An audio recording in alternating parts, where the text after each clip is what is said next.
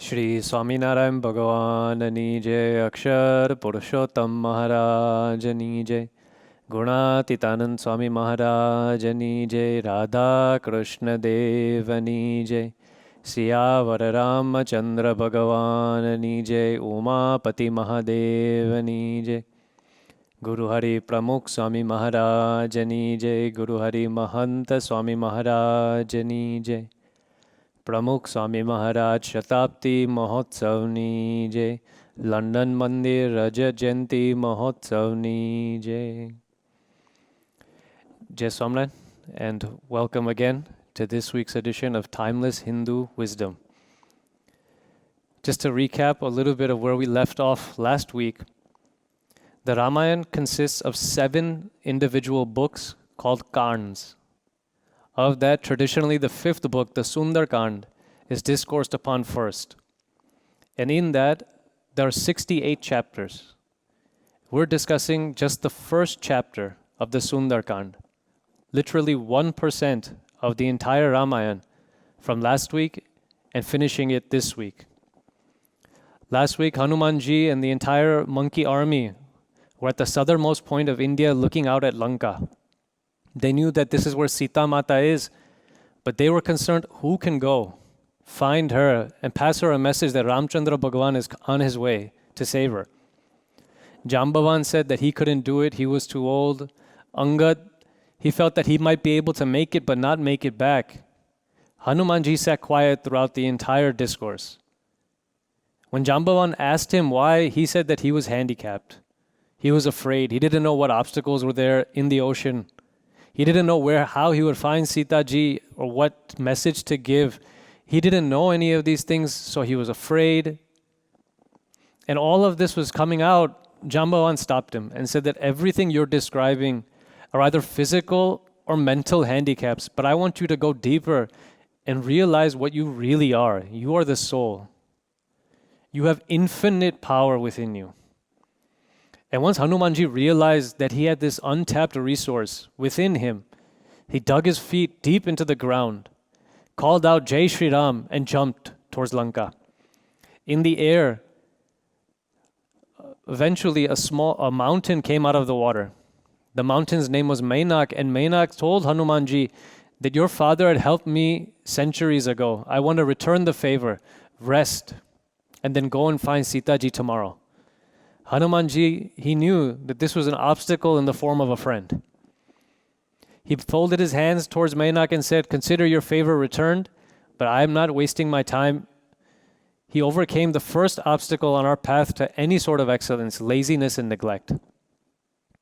And then Hanumanji continued his journey. While he was flying through the air, another demoness came out of the ocean. The demoness's name was Surasa. And Surasa called out to Hanumanji and said that I have an oath given to me by the gods. Anyone who wants to go on this path through the air towards Lanka has to pass through my mouth. And seeing your size, I'm going to eat you entirely. Hanumanji thought that if Surasa is so big, that the only way I'm going to avoid this is to become bigger than her, so I won't even fit in her mouth. Hanumanji grew his form to 10 feet tall. Surasa snickered. Okay, 2 can play this game. Surasa became 20 feet tall. So Hanumanji became 30 feet tall. Surasa became 40 feet tall, 50 feet tall, 60 feet tall, 70 feet tall, 80 feet tall, 90 feet tall. Surasa became 100 feet tall. Hanumanji realized there's no end to how big people will want to become. He shrunk down to the size of a thumb, Angushta Matra Pariman. And then he passed through Surasa's mouth. Since he was so small, he was able to pass through her mouth and escape unscathed. He came out on the other side, folded his hands towards Surasa, and he said, look, I've helped you keep your oath. Now let me pass. Surasa let him go. After laziness and neglect, the second obstacle that always comes on every person's path towards success is this desire to constantly get bigger and bigger and bigger. Our ego. We are our own worst enemy. We're always trying to find ways to inflate our ego. Just think about all the words we say. When someone asks us in the morning, oh, what time did you go to sleep last night? Oh, I was late. 11:15, 11:30. Oh, and what time did you wake up this morning? Oh, it was really early, 4:15 in the morning. We always give these 15-minute groups of time. But the timings are such that in these frames, we went to sleep at 11:15, but we always say 11:15, 11:30, a little more. What time did you wake up? We woke up at 4:15, but we say what? 4:15, a little more. We try to make it seem that we slept a little less than we had to. We went to sleep later, we woke up earlier. It's natural. This is how we answer our questions. Natural arrogance, and it builds. There was a group of friends in 2011, and they were driving down the coastline in California. Now, they must have had a little too much to drink, and one of the friends had to use the bathroom. He told his friend who was driving the car, bro, just pull over the car so I can use the bathroom. He said, no, there's no rest stop here. You can't just go in the ocean. He's like, no one will notice. I mean, look, the ocean's got billions and billions of gallons of water anyways. Let me just go. Eventually, he was causing so much of a disturbance in the car, the driver pulled over, and the friend went to the bathroom. About 45 minutes later, they reached home, and everyone in the house, they were watching the news. So, what are you guys all watching? And they were showing on the news that there was a huge tsunami in Japan. And the friend said, whoa, I didn't know that I was able to cause that much. Natural arrogance. His one going to the bathroom in the ocean didn't cause the tsunami in Japan. But this is what happens. It becomes natural for us. And God forbid that we actually end up doing something good for someone. Because even if we do any charity, it comes at a price. Once there was a Patel, and he called his friend. He said, let's go out for lunch, have a change of scenery. So they went to St. James Park. And there, after having lunch, the Patel went towards the lake to see some of the ducks. He put his hand over his eyes to see out into the water, and his foot slipped. Before he fell into the water, his friend grabbed his shoulder, saved him. Oh, good thing. Thank you. The story ends here, or so the Patel thought. A few days later, the Patel went to the Westville shopping center. He was buying something, and all of a sudden, he felt this huge slap on his back. What the? Oh, it was his friend. His friend said to him, it's a good thing I was there that day, huh? Look at you now. You're able to shop. No problems, huh? Good thing I was there. Yeah. Good thing. Now, the cashier overheard the conversation, so she naturally asked, what are you talking about? Good thing you were there that day, otherwise this wouldn't have been possible. So the Patel explained the story. A few days ago, I was at the park. I was about to slip into the water, but my friend here, he saved me. Oh, wow. You're a hero. You saved his life. Yeah. It must have been that much. A few days later, on Saturday, Patel and his family, they came to the BAPS temple in Neasden for a large festival. He and his family were doing Abhishek of Nilkantvarni Maharaj. And at that time, the friend comes in. Lo and behold. And he says, kids, you're lucky you're here with your dad today. Otherwise, it was a close call not too far back. The kids, the wife, they had no idea what was going on. So what are you talking about, Dad? What's the story? The Patel tells the entire story again. A few weeks ago, we went to St. James Park, blah, blah, blah. And my friend here, he helped me. Dad, you're such a klutz. It's a good thing you have friends like this. Without these people, who knows what have happened to you?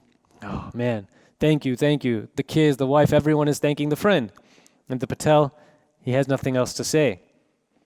A few months pass, and Patel, he goes to Wimbledon.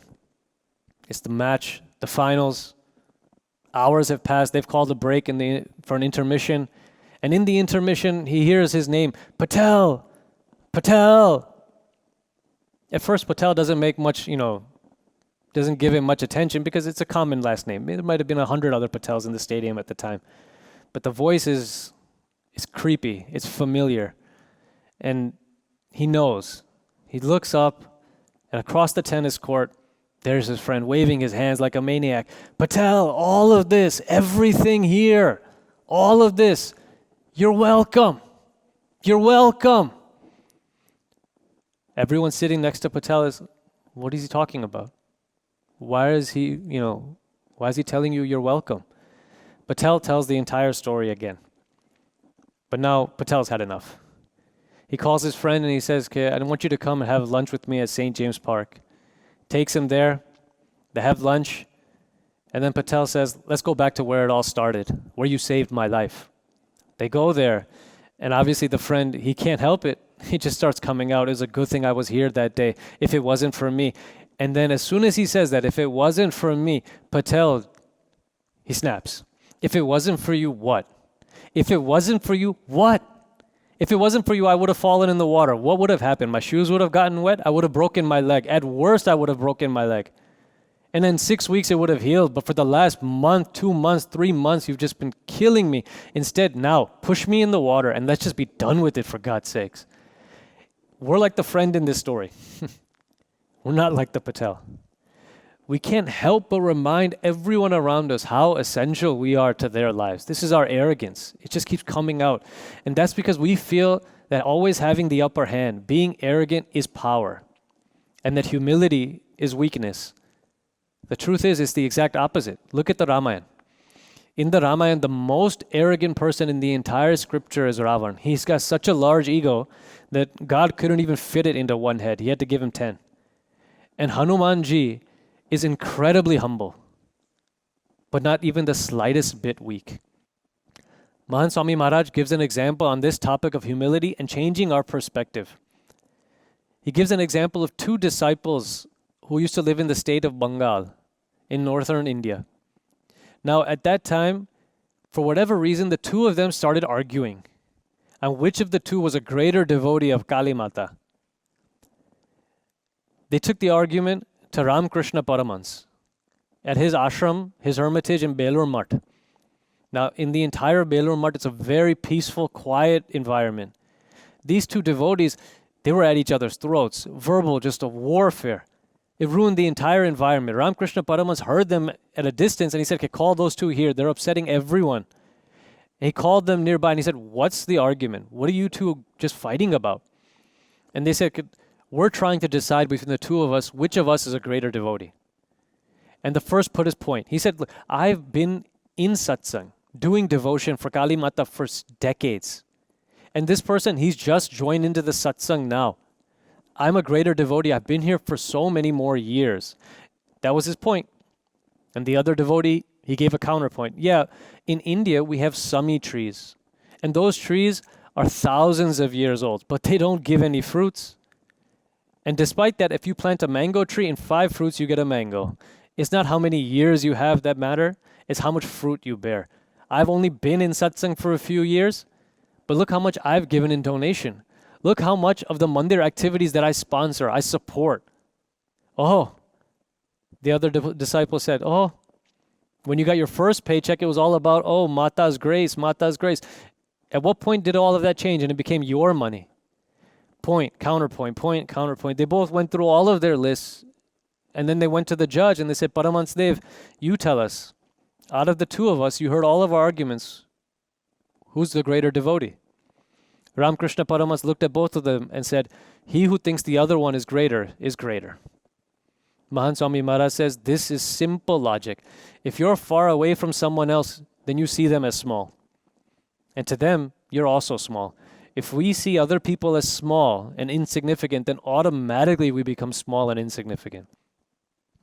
And out of all of the things, the greatest benefit to becoming humble is the spiritual benefit. We get closer to God the way Hanumanji did.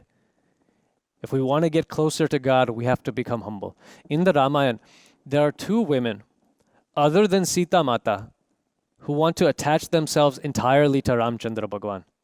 One is Shurpankha and the other is Shabri Mata. Shurpankha saw Ramchandra Bhagwan and Lakshmanji in the forest, and she felt that Ramchandra Bhagwan is perhaps the most handsome man in the entire world.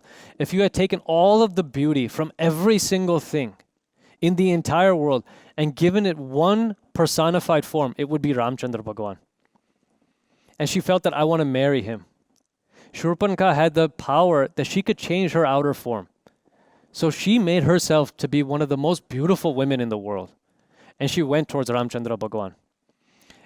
And she said to him, you're the most handsome man in the world. I'm the most beautiful woman in the world. It's only natural that the 2 of us should get married. So I'm proposing marriage to you. Will you marry me? And as soon as she said it, she realized that she had made a mistake. Because she used the words, I am proposing to marry you. Will you marry me? That means it's his choice. And even if he agrees, in the future, if they have any argument, then he can always say, look, you came to me and offered your hand in marriage. Look, when a man and a woman are considering marriage, subtly in the back of their minds, they consider the other person's salary, social status, who's marrying up in the relationship. A very subtle, natural thing. So Shurpankhah had this reflex thought, and instantly she changed her words. She said, so my point is, you're the most handsome man, I'm the most beautiful woman. So if you want to marry me, I'll accept your hand in marriage. Needless to say, Ramchandra Bhagwan didn't accept it, and he walked away. Shurpankhah went towards Bhagwan, but she went with her ego, and Ramchandra Bhagwan walked away. Later, while Ramchandra Bhagwan and Lakshmanji are in the forest, Ramchandra Bhagwan is guiding Lakshman. Lakshmanji says, if we're looking for Sita Mata, shouldn't we go this way or shouldn't we go this way? Ramchandra Bhagwan says, I have someone I need to meet. Follow me. And then they enter into Matang Rishi's ashram. Now, Matang Rishi had passed away decades ago, almost 70 years earlier. But the ashram was still named after him. Lakshmanji knew that this was Matang Rishi's ashram. And as soon as they entered, it was as if they had left the heat and entered into an AC room. Felt peace, cool. Everything was just fantastic. Lakshmanji, he told Ramchandra Bhagwan that the Rishi who's running this ashram, he must be a great sage. That his penance, his purity must be so great that we feel peace just upon entering the ashram, before we even meet him. And Ramchandra Bhagwan smiles and he says, you're right, she is a great sage. And her penance and austerities are such that the entire ashram and the entire environment of the ashram is purified by her presence alone. They go forward and they see this 80-year-old woman, wrinkled, wearing these clothes that are rarely ever washed, sweeping the ground. Lakshmanji doesn't pay much attention and is walking past her, and Ramchandra Bhagwan stops and folds his hands towards her. Lakshmanji says, Bhagwan, what are you doing? This is the queen of the ashram. Shabri Mata. Ramchandra Bhagwan calls her Mata. Shabri Mata sees that Ramchandra Bhagwan has arrived. She does his, her ritual, welcoming, offers him a seat, and then gives him some berries. Ramchandra Bhagwan goes to have some of the berries, and Lakshmanji grabs his hand. Bhagwan, look closer. There's teeth marks on the berries. So I know. You can't eat these. This is what she eats. She's eaten half of every berry and left half for you. What kind of a life is this? Why don't you just ask her for some clean, pure berries, not some of her leftovers? Ramchandra Bhagwan tells Lakshman, I'm going to have some berries and you're also going to have some berries. Why? Because these berries are sweeter than anything you've ever tasted. Because for the last 70 years, every morning, Shabri, she cleans this entire road. She collects different berries, tastes them, tests them if they're sweet, and then waits for me to come. 70 years of pure love. That's the taste of every single one of these berries. After all of the rituals are completed, Ramchandra Bhagwan tells Shabri, you tell me what you want me to do. At that time, Shabri Mata says something back to Ramchandra Bhagwan. Ved Vyas has also written an entire version of the Ramayan called the Adhyatma Ramayan. And in the Adhyatma Ramayan, Shabri Mata tells Ramchandra Bhagwan, Bhagwan, Tava dasasya dasanam, shata sankhyotarasya va, dasitve nadhikarosmi, kuta sakshattave vahi. Bhagwan, I don't even have the capacity or the right to be your servant, or a servant of your servant, or a servant of your servant's servant, or if you had 100th servant, I don't have the right or the capacity to be the servant of your 100th servant's servant. And yet here you are in front of me physically. What more can I ask from you? When you become that small, you don't have to go look for God. God will find his way and come to you. Hanumanji became small and was able to overcome Surasa. As he continues on his path further, He feels that someone is holding on to him, slowly pulling him back. He looks down into the water and there's another demoness there. But the demoness isn't coming out of the water. From a distance, she's doing whatever she can to hold Hanumanji back. That demoness's name is Sihika. Sihika represents jealousy. Even if we overcome our own ego, there is something even more subtle, and that's jealousy. We can't accept somebody else's progress. It's not enough for us to just succeed. Others also have to fail. There's a story that Mahan Swami Maharaj, Pramukh Swami Maharaj's guru, Yogiji Maharaj used to say, there was once a devotee of God who performed severe penance to please God. God was pleased with him. And God said, ask for me anything you want, I'll give it to you. But there's only one small condition, that whatever you want, you'll get it, but your neighbor gets double. So why would he get double? He didn't do anything. I came to the forest. I'm the one who suffered. Look, don't worry. You're going to get anything you want. You want a car? You want a 10-story house? You want $1 million? You're getting everything you want. Your neighbor just gets double. And so the devotee, he thought about it for a while. And then he said, okay, I figured out what I want. I said, what do you want? I want you to make me blind in one eye, deaf in one ear, and handicapped in one arm and leg. Bhagavan said, why would you want that? So my neighbor gets double. What's the moral of this story? Jealousy is a crippling disease. It's like having jaundice for the soul. Everything and everyone else, we just see them with this tinge. In England, the tallest mountain is Scafell Pike. It's roughly 1 kilometer tall, and that's big. But if you put it next to Mount Everest, which is 9 kilometers tall, it automatically appears small.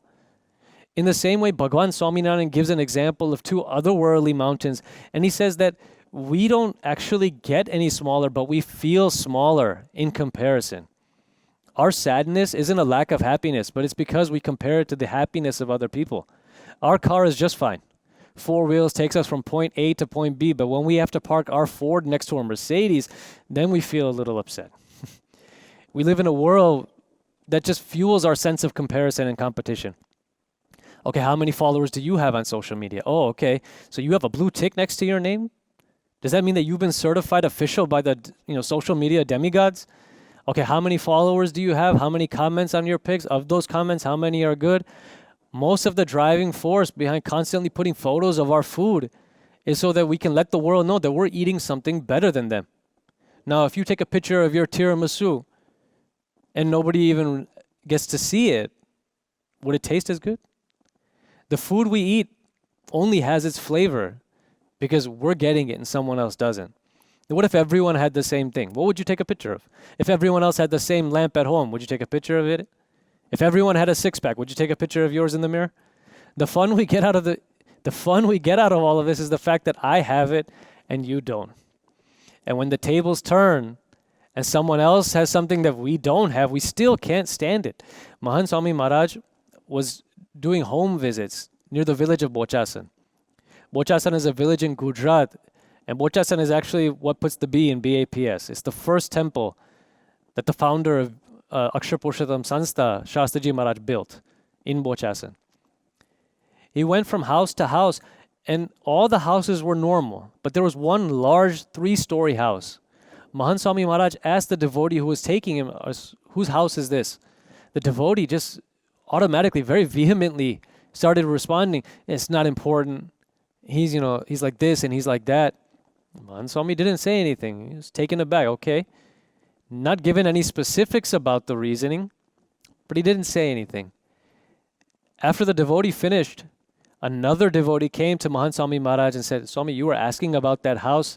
That large house is actually his brother's house, the devotee's brother's house. And he can't stand to see his brother having a nicer house than him. That's why he said all those bad things. Mahan Swami Maharaj responded with one word. He said, jealousy. Look, how subtle of a flaw is this? Think about it. If we have diabetes, and after dinner one day your kids start eating ice cream, what do you tell them? Have some shame, kids. Right in front of me? Now you spent your entire life working hard so that they can have a good life. And here they are enjoying their good life. But we don't get any happiness out of it because we don't want them to enjoy it in front of us. That's how subtle of a flaw this is. There's a part of us that actually would like to see our kids suffer a bit. in this corona situation, if your wife doesn't have to wake up early for a conference call and you have to, can you actually stand to see her sleep in? Can you stand to see your own wife happy? Jealousy doesn't ask, why do you get to do this? It asks, why don't I? It takes a spiritual giant to feel that in the joy of others lies our own.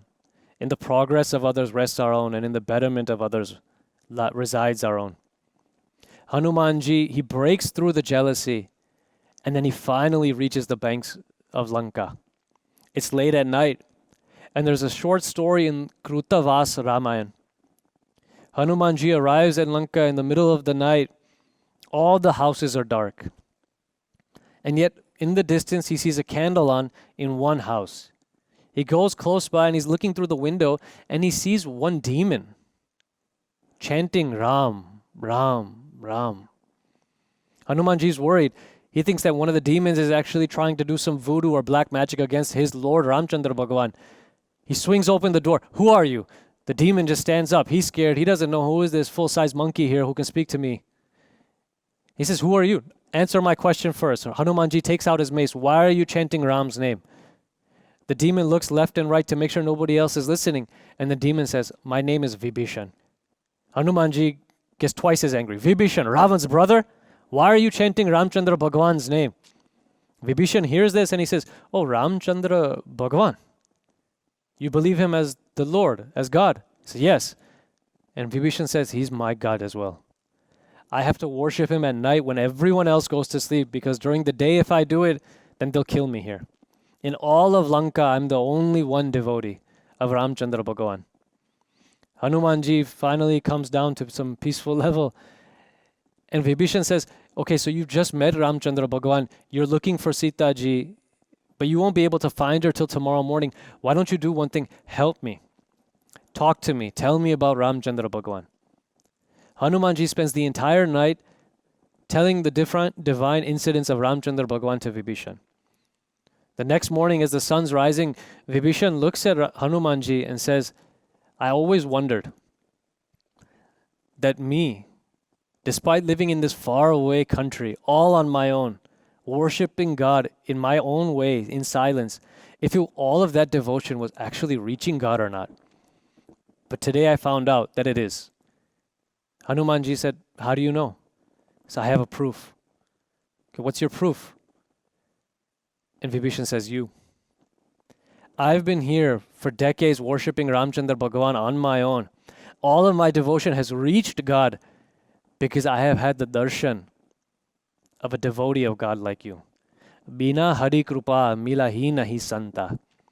Hanumanji was moved by Vibhishan's devotion. He went out of the house quickly and brought some water from the Indian Ocean. He took the water and did a tilak.